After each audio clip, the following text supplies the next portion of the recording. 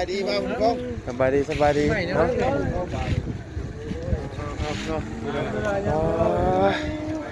สบายดีสบายดีน้องไงเนาะ เช้านี่เราเอาบัวแล้วก็ปะนี่เราให้พ่อเบิ้งระวัง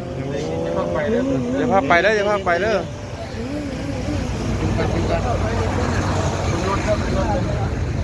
เบิ่งรถเบิ่งล่าง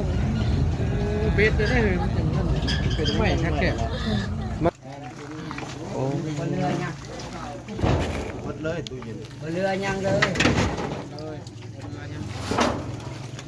ไปน้องไงเนาะ ông buồn tượng là tượng là phải này này tượng dậy tượng là ใจเย็นล่ะ ใจเย็นใจเย็นลูกใจเย็นใจเย็น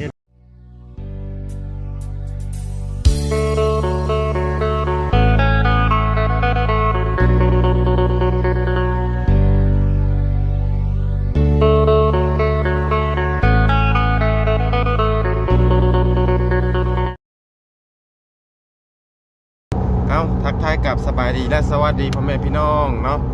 เบิดกุศลทุกคนพี่น้องเลยเอาพี่น้องเลยเหตุรวยเหตุล้วนเหตุไร่พี่น้องเลยเนาะกระทันหันพี่น้องเลยปิดแพทเนาะเห็นทางกันบ่าวเตียงทองพี่น้องเลยเนาะอันส่งลงในกลุ่มพี่น้องเลยกระทันหันสั้นชิดพี่น้องว่าไผใหม่เฮือนน้าสาวน้องไส้พี่น้องเอ้ยจักยังเป็นยังให้ไปเบิ่งแน่ไปสั่นเบิ่งน้ำกันไปซอยกำลังซอยกันหมดซอยกันรับอยู่พี่น้องเอ้ยเนาะให้กระปึกกระปีอยู่พี่น้องเอ้ยทั้งน้องไส้ก็ได้ขอให้ยายมีไผเป็นอย่างเด้อพี่น้องเอ้ยเนาะ นี่ก็ยอมเปิดตบมือโอ้ยปวดเลยอันนี้ ยังน่ะบ่โดนให้แท้ ใหญ่ก็ได้ ใจเย็นพี่น้องใจเย็นเนาะตอนนี้ก็เป็นเวลาอัน9 โมงเนาะพี่น้องเนาะ เงินกายนะบอกว่ายัง ฮะ ก็คิดอันนี้ โอ้40 โมงเลย 40 โมงแล้วบ่นี่ ว่าที่ต้อง บาดสิได้กลับไปพักผ่อนตะเว้นกับบ่ได้พักผ่อนไปเท่าใกล้สิฮอดแล้วบ่เอ้ย เช้ากิโลคนไหน ฮอดซาวบ่ เกือบ3 สวรรค์คนไหนนี่นะ บ่ ถ้าก็แกนจอง ไปพี่น้องเอ้ยยังเสื้อชุดเก่าเสื้อผ้าชุดเก่าอยู่พี่น้องเอ้ยยังมีให้เปลี่ยนเลยเนาะบ่ได้เปลี่ยนแล้วบ่ ว่าอาบน้ำสินอนแล้วก่อนนะ ข้อยก็อาบน้ำ แล้วว่าเสื้อนี่ใส่ตัวเก่ามาจับไล่แล่นเลย คือกันพี่น้องเอ้ยเนาะ อยู่เลยนะนี่บ้านพักวันยองพี่น้องเอาสบายดีเด้อพี่น้องเด้อ เป็นมุนๆอยู่พี่น้องเอ้ยเนาะกล้องลุงหนวดล้ำกรืออยู่ ครับเนาะไปฮอดบ้านพักพี่น้องกะพอดีเกิดเหตุได้ ไปเบิ่งน้ำกันพี่น้องเอ้ยเนาะ ว่าเหตุเลยได้กะไปเบิ่งไปชมกันทั้งบ้านน้องไส้พี่น้องว่าเหตุกันแท้ เพราะว่าเห็นน้องที่หันเห็นบ่เตียงพี่น้องเอ้ยส่งลงในกลุ่มเนาะไปเบิ่งไปชมน้ำกันพี่น้องเอ้ยเนาะโดยเบิ่งเอ้าพี่น้องเอ้ย คุยกันบ่ได้รถบ่เตียงเนาะ เร็วฮอดแล้วบ่ ฮอดแล้ว หนักเลยพี่น้องเอาพี่น้องฮะฮอดแล้วบ่นี่จังไดพี่น้องเอ้ยเอาเรียบร้อยโอ้เพื่อนดังนี่พี่เนาะ ข่อยว่าอยู่เห็นบ่หนวดเขาว่าอยู่เพื่อนน่ะชาวนะ มันบ่ยาว เขาเอากระตูบน้อยๆตัวนั้นน่ะเนาะ ข่อยว่าอยู่เพื่อนหลังน้อยก็ต้องเพื่อนหลังนี้แหละเพื่อนน่ะชาว นี่ได้รอบบาทนี่เอาพี่น้อง วางรถเด้อ กินเอาเฮ้ยหมดหลบข่อยได้เฮ้ยมันล้างใบเนาะเอาก็คนเฮ้ยไป โอ้ไปบ่ไรคักแท้ ข่อยบ่มีนี่บ่ นี่แหละไอ้คุมธนาคารอยู่แล้วบ่โอ้แม่นบ่ ใช้น้องเมฆสบายดีเด้อ โดยสบายดีเนาะโดย ใช่นะ ปั๊บ ได้แล้วบ่ บ่มีคนเป็นหยังแต่ว่า บ่ได้มีไปเป็นหยังบ่เฮ้ย ไปได้หลักอยู่พี่เนาะ ไอ้จังหวะนี้มันดังกีฬานะดังป่วย คนไทยบ่จะคนเอาอยู่เมนบ่ อ๋อ ได้เกิด บ้าน สบายดีมากครับ เอ้า สบายดีมากคุณก้อง สบายดี ไม่นะ เนาะ สบายดีพี่น้องเนาะ เช้านี่เราเอาบัวแล้วก็ปักนี่เราให้พ่อเบิ้ง อย่าพาไปเด้ออย่าพาไปเด้อ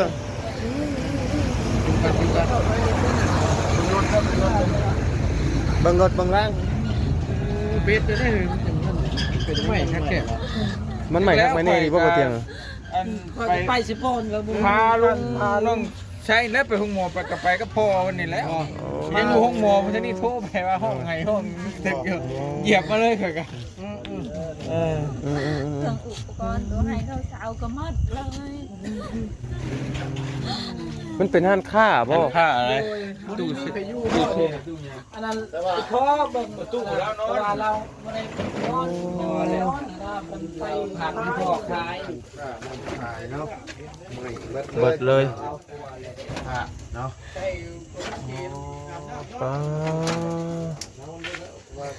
ยังอยู่ดิไฟน้องเว้ย ยังหมอดบ่ทันคักได้นี่ ยังคักได้ไฟฟ้าได้ใช่เฮ้ย โอ้ตู้เย็นเนาะ ตู้เชที่ยังเข้า ตู้แช่เนาะพี่น้องเลย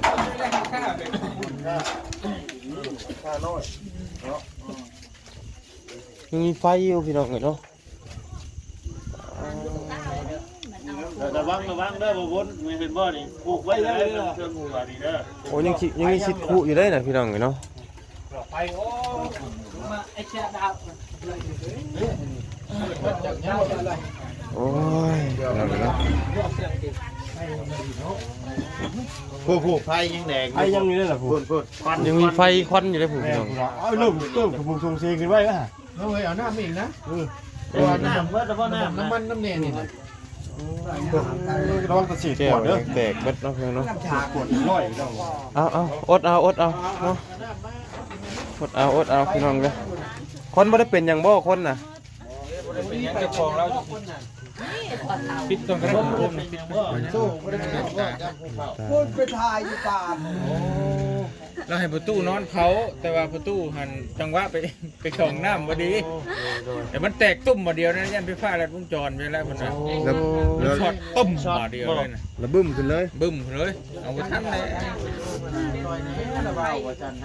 จ้า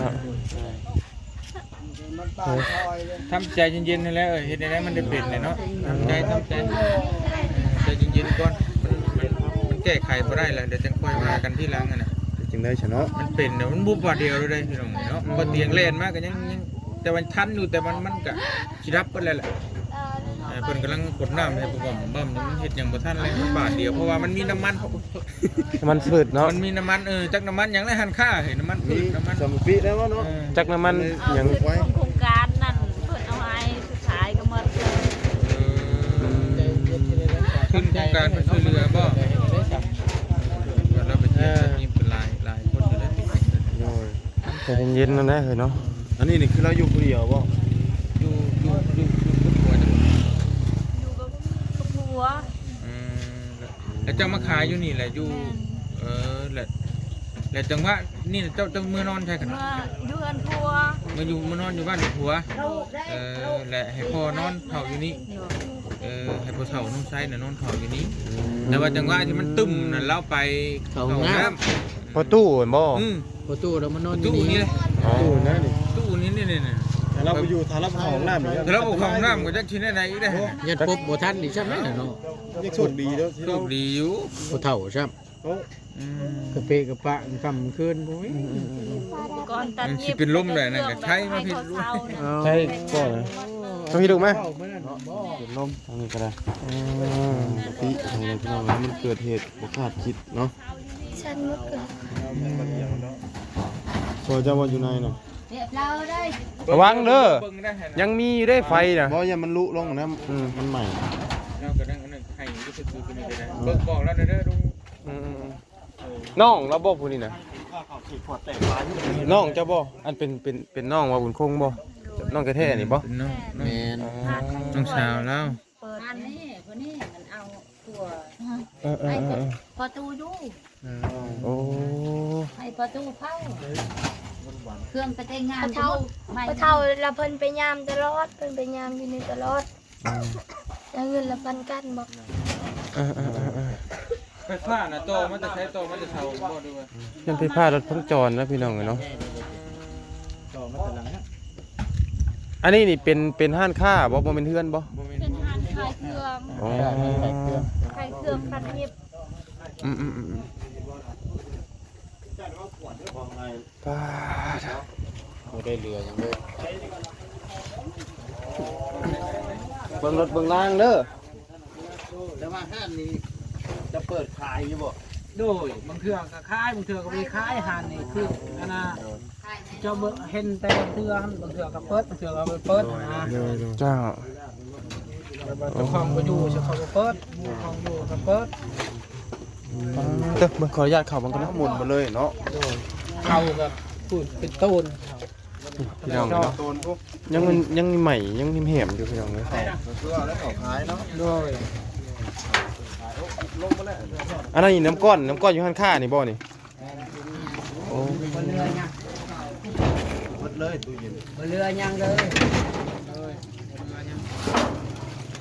พี่น้องเลยเนาะอันนี้นี่เป็นข้าวสารพี่น้อง สารคือเขาอันไว้ขายเนาะห้านค้าเนี่ยพี่น้องเป็นโซนคนไหน โดนตาย โซนปลายแต่ ร เศร้า ถทิพย์นั่นรถทิพย์ใช้ตัวอันนั้นทีมงานชื่อให้แหละไอ้พ่อปะอยู่นี่ รถถีบบ่นะ โดยไอ้พ่อแบบว่าไอ้พ่อเผาหานนี่ โอ้ใหม่เลย น้องสาว พี่ บ ข อ อก งใช้ โอ้ ที่พอเผาฮานแล้วก็พอเบิ่งฮานแล้วก็รถทิพย์อยู่นี่ยันเพิ่นยัน ระวังเลยไหนเด้อบ่คงเด้อ โดยเพิ่นยันแบบว่ายันคนหลักอหย่างยันหลักรถทิพย์เพิ่นห่วงเลยปะอยู่หันไผไม้หมดรถทิพย์บ่เรื่องมนต์ ควันอยู่ มันคอนอยู่น้ำก้อนอยู่ในห้านนี่บ่ไอ้ โดย อืมจ้าพี่น้องเลยยังดีแต่ว่าคนบ่เป็นหยังพี่น้องเนาะโชคดีหมึงนี่แหละทำคือพอตู้อยู่นี่นอนอยู่นี่ก็บ่แห้งยิกฮะ ชงเชื่อลาก็หมดนุ่นมาแล้ว โอ้ แล้วก็เงินมือพวกเราที่มีจำนวนพอ จ้า เตรียมมอด มีแต่มอดไอ้มันคักๆนั่นแหละพี่น้องเลยเนาะ ตัวเข่ามันยังผมอยู่แล้ว ทำใจดีๆนะมันเปลี่ยนเลยเด้มันเกิดขึ้นนะ นี่ก็ยังเกิดแล้ว จะตัดคำที่ว่าอยู่ดาวดวงเรื่องแบบนี้ เนาะ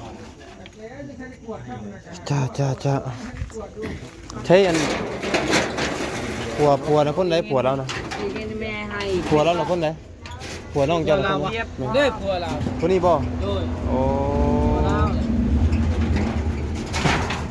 จ้า เราไปนอนเฮือนพุ่นเขาไปปลุกเล่าเขาก็มาแต่สปูนกันเขาเอา เจ้า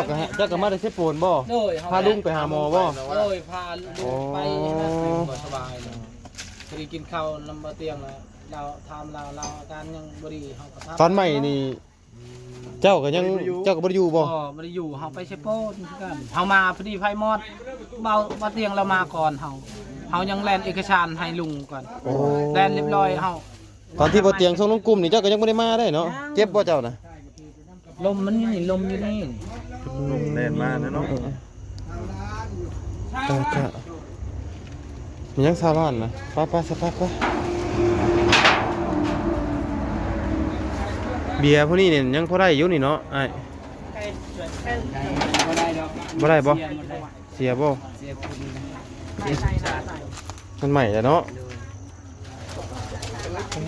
มันใหม่ทักใหม่นี่ดีนี่ไปเอาไงจ้า ลูกปลาเดียวโลดลูกซ้ำถึกน้ำมัน มันมีน้ำมันนั่นแหละเนาะอันนี้ก็ตู้ลงตู้เย็นแล้วพี่น้องเอ้ย คือน้ำมัน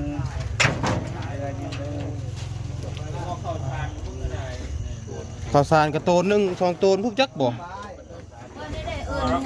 นยุ่งน้อยเลย ว่าเงินล้านเนาะ น้ำมันอยู่นี่ มันเลยเกลี้ยงตลอดมือถือมือถอกหมดเลย เงินโทรศัพท์อยู่หันเลย โอ้ยอยู่ในกระเป๋าเงินมัน ว่าไงครับชิ้นหาจากชูนเป็นไพ่มือนี่เนาะ เดี๋ยวนี้เพิ่น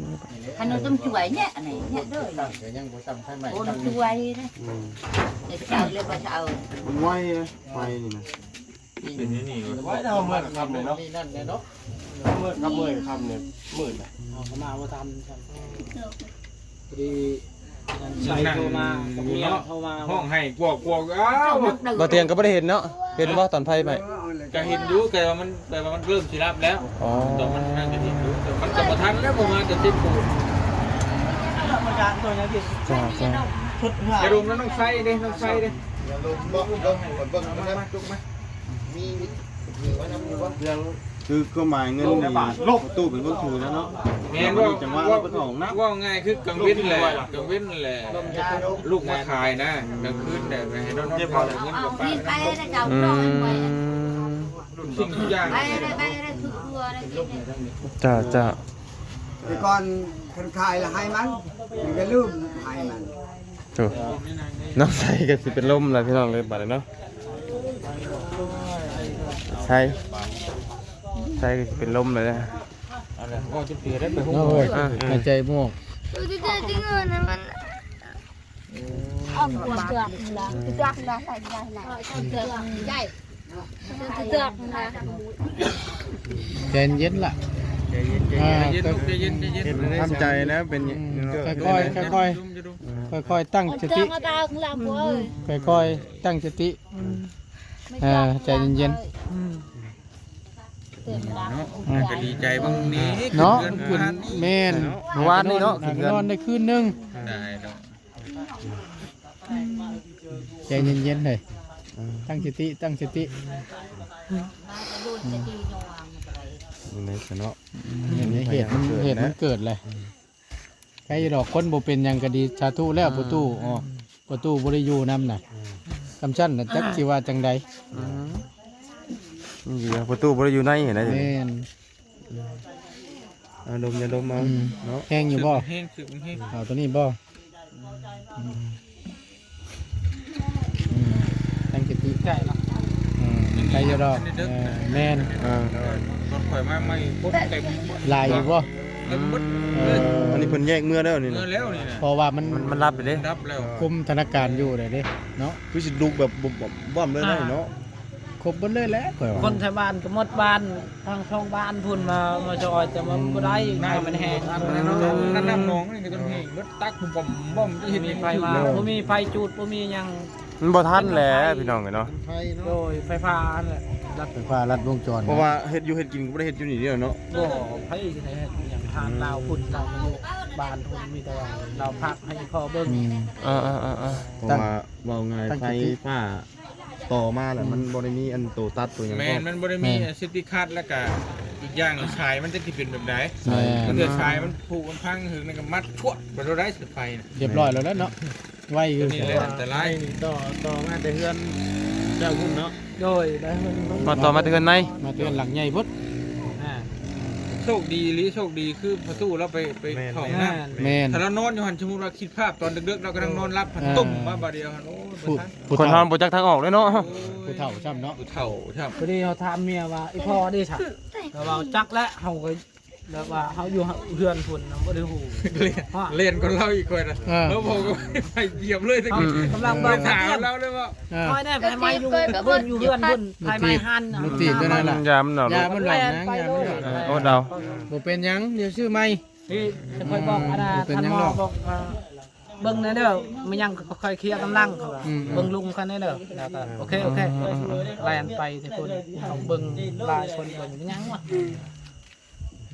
คนน้ำหัวเบิ่งนี่เชฟเรา แซวแล้วคนแล่ได้เลยแม่นค่อยยาก เอี่ยจะชักโกโก้ก็ได้เคยกัน ตอนจะส่งนก ก็ชิว่าแล้ว ตอนส่งในกลุ่มก็ยังทันได้มาบ่ ฮะ ตอนส่งใน มาก ลุ่ม แล้วเคยมาฮอดแล้ว อ๋อ มาฮอดแล้วมาฮอดถึงเติบแล้วก็จึงเล่นไปเอาโทรศัพท์ตัวลืมมาโทรศัพท์นั่นอยู่ในรถ ทำใจเด้อเนาะ ทำใจและอดทนเอาเนาะมันเป็นไปได้เด้ ยังบ่เป็นยังเด็ก ไปลองกันเนาะ ช่วยหาทางช่วยกันเบิ่งกัน เจ็บก่อนก็ไม่หมด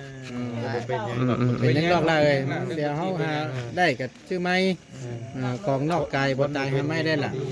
เป็นหยังคนบ่เป็นแล้วก็สาธุแล้ว หาเบิ่งช่วยกันผู้จังกะชีผู้เพนว่ากันเป็นยังดอกแต่ว่าเครื่องข้างเครื่องขายแล้วจริงๆมัน เนาะขาด ตีประเมินราคาได้บ่ ได้เพิ่นก็บ่ตักแล้วอยู่นี่นะได้แล้วก็เอาครัวแล้วบ่ตัก เงินมีเงินประมาณเท่าไหร่ในห้างนี่ประเมินได้บ่ เงินเอาไว้ในคอหมดในคอหาย เช้าละ 20 ล้าน ขายเด้ เฉพาะเงินน่ะ20 ล้าน เฉพาะเงินสดเนาะ เงินขายมันคือมีมันยังลายนึงน่ะปงอันนั้นน่ะท่านได้ขายบ่นั่นน่ะครบตัวมันใหม่น่ะครบไปเลยอันขวดอิ่มร้อยอิ่มยังก็ ยังแหละบ่เป็นมันเป็นแพ็คได้ บ่แม่นของหน่อยเด้นี่ เบียร์ก็บ่ลาย มันพบ เชือกปาด ลาย แค่ สิบลาย นู่นนี่นั่นเนาะ เกือบร้อยก็จักหน่อยพุ่นแหละ เครื่องแต่งงานก็มาเช่าแล้วนะ แล้วนี่ตัดยิบบ่โอ้ แต่ว่างานเล็กๆน้อยๆแถวในหมู่บ้านนี่นะ ตอนนี้สำเร็จแล้วเนาะแล้ววันนี้เพิ่น แล้วเอาผัว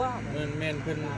คือว่าทั้งโครงการเพิ่นช่วยมานำบ่ เราก็บอกไอ้พ่อว่าเบิ่งในเด้อหาไปไปได้ไป แรงว่าเพิ่นเอาว่าไงคือได้ลูกได้ผัวแล้วไปอยู่น้ำผัวแล้วสิมกเอาห้านนี่ให้พ่อให้มีเบิ่งนั่นเนาะ แม่ พอเบิ่งก่อน ให้พ่อเบิ่ง ถ้าได้ทุนเลยจังสิมาไปตั้งอยู่คนก็ สิเฮ็ดห้านใหม่ เครื่องทองก็ยังคายอยู่นี่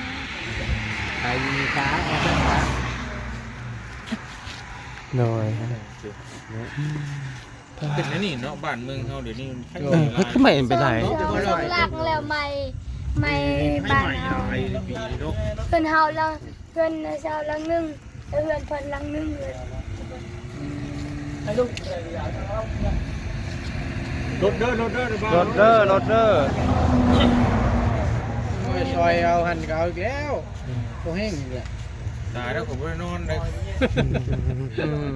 วัดเอานะเนาะเฮ็ดได้จ้ะเป็นไร เอาวัดเอาให้ได้น้ำใจแล้วดีแต่ยังเกิดเนาะเป็นยัง บ่มีแล้วพยายามมันเกิด ปวดทางมือพระ โชคดีแต่ว่าประตูเราเอานะ มื้อนี้พยายามมอดไฟให้ไล่มื้อนี้พยายามมอดฟืนมอดไฟให้แหละพี่น้องกันเนาะยังคอนกุ้มๆอยู่เลยว่าบุญเลย แก้วเด้อเหลือเนาะแก้ว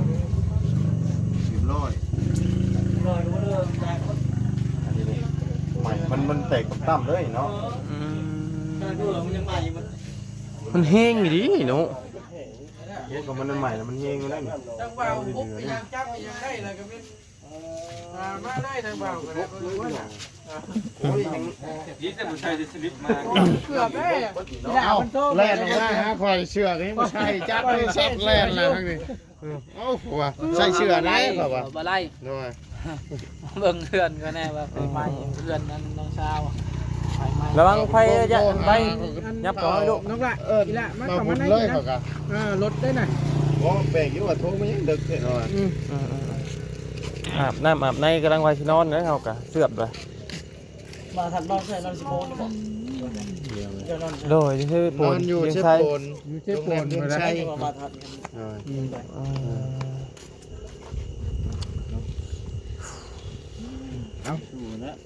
แต่ว่าสู้ๆเนาะ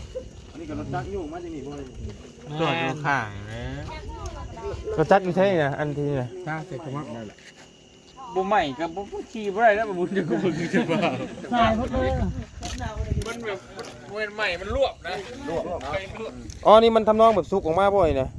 แม่นมันจะนอกนี่แหละ มันรวบใช่บ่โอ้รถเจ้าบ่นี่กะ รถท้อง จ้า มันลวก ขึ้นหน้าขนาดเลยขึ้นหน้า น้ำมันแอดซังแหนมสังไวเนาะน้ำมันเจ้า แล้วกลับมันช่วยเนี่ย น้ำมันแอดซังพี่น้อง นี่เสียงมันมากอยู่ ยังมียังมีอยู่ได้ไฟน่ะเด้อ น่ะไอ้ว่าเราเรียกนั่นน่ะเรียกหรือไม่น่ะ ไม่เด้อน่ะตะกี้มีน้ำหนองกันนี่บ่นี่ น้ำนองได้ขนาดจนมุกยังมีบ่ป่าบ่จนเฮง ย่างอยู่แล้วไฟย่างอยู่แล้วครับไฟโชคเลย โอ้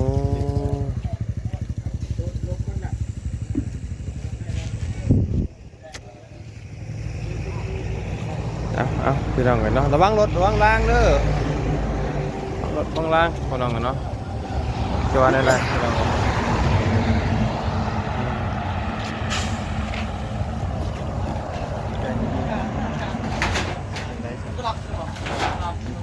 นั่นเอาจำตลาดติดบนน้ำมัน อ๋อยังไฟเด็ดเนาะไอ้เนาะอยู่นี่ อ๋อมันอันนี้มันใหม่มันบ่ได้มีสายบ่บ่มีสายน้ำบ่โอ้ยเนาะมีสายน้ำสีดยังมีอยู่เลยไฟนี่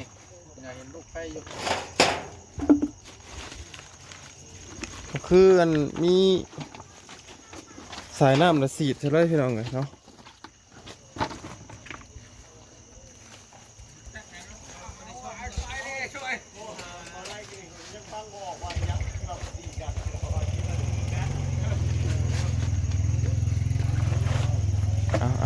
พี่น้องเลยแต่ว่าแสดงความเสียใจน้ำทั้งครอบครัวเพิ่นผมยังห้อนๆอยู่นี่เนาะต่อ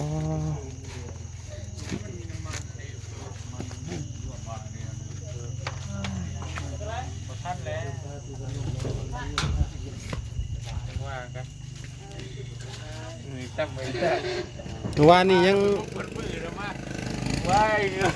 ว่านี่ยังยินดีน้ำคุณนักศึกษาไหมว่ามันนี่เนี่ยมันใหม่เศร้าแล้ววันนี้โอ้ยมือนี่ชีวิตทางลุงมาอยู่ห้องหมอลุงอยู่ห้องหมอ ลุงอยู่ห้องหมอป่ะเดี๋ยวนี้ก่อยพาเราไปห้องหมอเนี่ยพาลุงไปน้ำกันนี่อยู่ห้องหมอโหท่านนี่กวดครับต้มท่านนี่กระทู้ให้ห้องแตกกระเดียบเลยเวลาเว้าเฮานี่ลุงมาอยู่บ้านเฮาดนละบ่ได้ท่านนี่พี่เพิ่นก็ยังมีเพิ่นมาได้เข้าพี่เฮาแบบนี้นะอยู่ดนบ่ได้อยู่เป็นย่านอันนี้นะ มืออันนี้นะเห็นลุงกับเป็นใคร ไม่ได้แต่งเนี่ยเมียเขาเนี่ย ยังไม่ได้แต่งมันมาอยู่นี่ครับ มันจะเป็นแบบนี้ลุงกับเป็นอะไรอย่างนี้ มีส่วนเลยเนาะ มีชวนหีดผีเนาะมันยากเลย ยังบ่ได้ละเอียดตามที่ฟ้อง ว่าให้ไปนัญญาอันไปชวนลงให้ไปนัญญาคลอง ชวดแล้วจะไม่ได้เกี่ยวนะลุงเอ้ ไป ย แกอีกบ่เกี่ยวเฮาก็ต้องแกอีก ยังไม่ได้แต่ง ยังได้ยังไม่ได้ตกได้แต่งนะ แกมืด ไม่ได้แต่งนะเมียครับแต่ว่าเพิ่นมานี่มืดครอบครัวแล้วก็ยันแบบว่าพี่แล้วนะ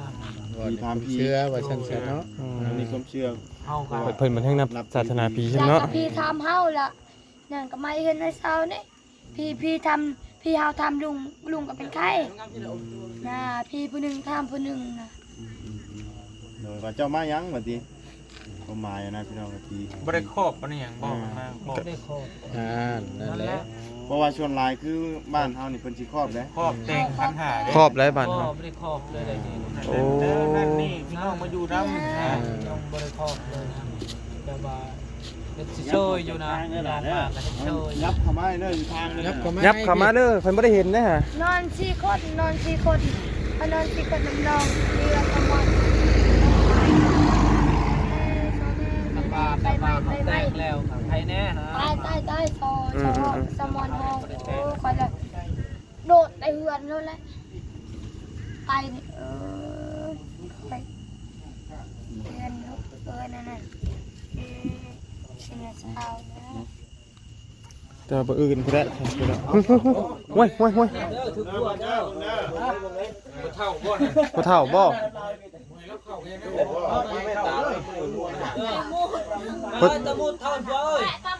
ประตูบ่อยู่หั่นน่ะบ่เป็นตะมอดไฟน่ะฮะบ่ไผอยู่ในน่ะให้เราออกมาแม่ประตูน่ะ มีแต่มอดเห็นมอดแล้วกัน เราถึงตาบ่ดีอยู่ มันมอดเลยนะมันเห็นยังบ่ได้ดอกมันมอดไปแล้วมันใหม่มุ้ยแนวใหม่แล้ว มีเท่าไหร่นะมันไป เป็นยังเป็นห่วงเงินพันอยู่ โอ้ บ่ได้ดอกเงิน มันมุ่นมาแล้ว มันใหม่หมดแล้วเป็นขี้เถ้าหมดแล้ว เป็นเท่าไปแล้วพอเอ้ย เป็นยังเนาะทำก็คือว่าเนี่ยเป็นของนอกกายคือเป็นว่า แม่น ทรัพย์สินเป็นของนอกกาย ก็บ่แม่นทอเฮาเลย ทรัพย์สินเป็นของนอกกายคือว่าขอโทษเนาะข่าว บางใดบางหนึงให้เด็กเนาะ นั่นล่ะ เสียชีวิตเลยนะเพิ่นนั่นแบบทั้งใหม่ทั้งเพื่อนคนก็เสียชีวิตข่าว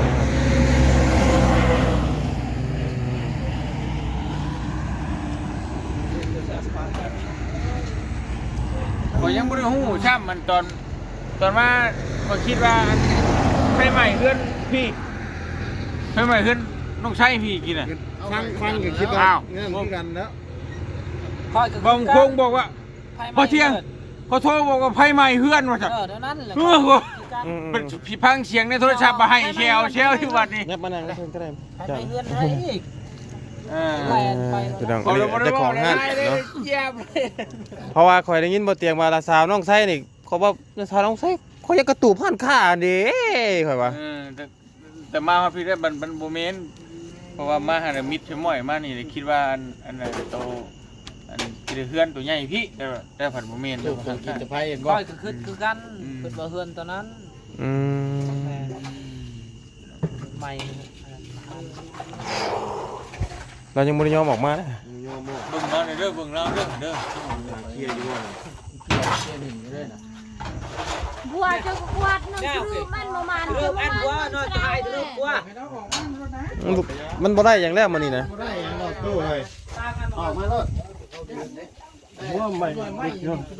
นี่น่ะ ดูเป็นไม่ได้ มีหยังกันนี่ เอาเด็กกันไม่ตัวสิว่าไผที่เพชรที่เด็กคู่ เกือบได้เลือดบ่ ตัวที่ตัวได้โคมแทนนะ โอ้ มาดีแต่กระปูมัน เกือบเอาไปห้องหมอแล้วอาสิลุกจากไข่นี่ก็ได้ ไอ้นี่เห็นเนาะ ลันล่นติ๊กไปเลยด้วย นั่งอยู่ล่ะจะไปเชียร์ได้ไปเชียร์ไปเชียร์นั่งอยู่ได้ลูกยับเข้ามานั่ง อันตรายพี่น้องเนาะเป็นหยังก็มีแต่ใหม่แต่ก่อนช่วงนี้เนาะ เฮือนลาวก็เป็นมันนัด โดย คุณก็คือเดียวเหรอเฮือนหลังนึงนะแม่ เอาออกเด้ออยู่เพื่อนเจ้านะ มันบอกว่าสิเจ็บย้อนดอกตู้ เมีย มีหยังกันน่ะ เอาอยู่ในเพื่อนแล้วก็ใส่ เฮือน ได้ ลาวเฮือนลาวก็แบบนี้เลยใส่ มีหยังกันน่ะ พวกป้อง ใช่เกิด อ๋อใส่กันฮ้อนกระดาษกันฮ้อน กระดาษ มันก็กันได้เป็นความเราเอาอยู่แต่ว่ามันก็ เวลาใหม่ มันใหม่นะมันไว้ เชื้อเพลิงแล้วว่าง่ายถ้ามันได้ใหม่เลยแม้แต่ปูนมันยังมาอยู่ แม่น มันใหม่เบิด บ่เข้าไปได้ตู้เด้อตกมาตัดเด้อเอาแค่ ห่วงเงินเราอยู่พี่น้องเอ้ย จังว่ากันไหม เป็นยังเป็นยัง บ่เป็นยังดอกคนบ่เป็นนั่นเด้อ เสียใจนำแหละ ไปจุใบบัว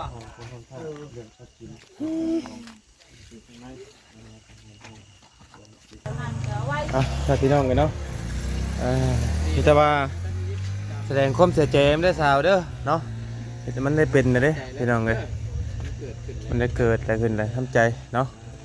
ปืนแจ้งหูแจ้งตาช่างว่ากันไหมพี่น้องเลยต้องเก็บกู้ไหมเนาะโอ้ย นอกกายตายทำให้ได้ โดย เป็นอย่างกระเพาะแหละเนาะไอ้สันบัตรนี่ มีแต่ ไป แน่ ด้วยกันได้จ้ะ หารับหานอนได้สำหรับเฮาเขาวันนี้เนาะมาบนโค้งเลย ใจ เนาะ ได้ โดย เป็นยัง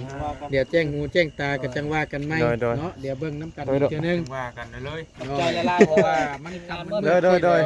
มากกับซอยยังบ่ได้เนาะมันก็ ชอยถึงว่าชอยบ่ได้แต่ว่าเป็นกำลังใจ เอาโดย ใจละลาย โดย ไวหมด มันเกิดไวเนาะมันแบบกระทันหันโบด เฮาก็ยังบ่ฮู้การ เนาะ อืม มันลด ไปซะเนาะ สบายดี แล้ แล้วน้องไซเดอร์ลูกใจดีเนาะโดยแสดงความเสียใจน้ำพี่น้องเลย เบิ่งกันเพราะว่ามันตอนนี้กับคุมเหตุ ปืนสีมาเบิ้งไหมพี่น้องเลยเนาะสำหรับคลิปนี้พี่น้องเลยทั้งมาแล้วเองก็จะได้จบคลิปปิดคลิปไปเพียงแค่นี้ก่อนเด้อพี่น้องเลยขอบคุณหลายเนาะอยู่ดีมีแห้งเบิร์ดทุกท่านพี่น้องเลยเนาะที่เข้ามาติดตามนะครับชมคลิปของมาเย้าแล้วก็ฝากเป็นกำลังใจให้ทั้งครอบครัวที่ได้พี่น้องเลยเป็นหน้าสาวของน้องไซเนาะเมื่อวานนี่ก็สิขึ้นขึ้นซ่านใหม่พี่น้องเลยเอ้ามันยังไม่หรือบ่ยังอยู่บ่น่ะ ว้าวน่ะคนกุ้มขึ้นนะ โอ้ยังอยู่ได้นี่มันบ่มีสายน้ำเนาะ เอาออกกันไปจังเล่นบ่เรามั เรามั ก ก ใช้ ใช้ เบิ่งนี่เด่น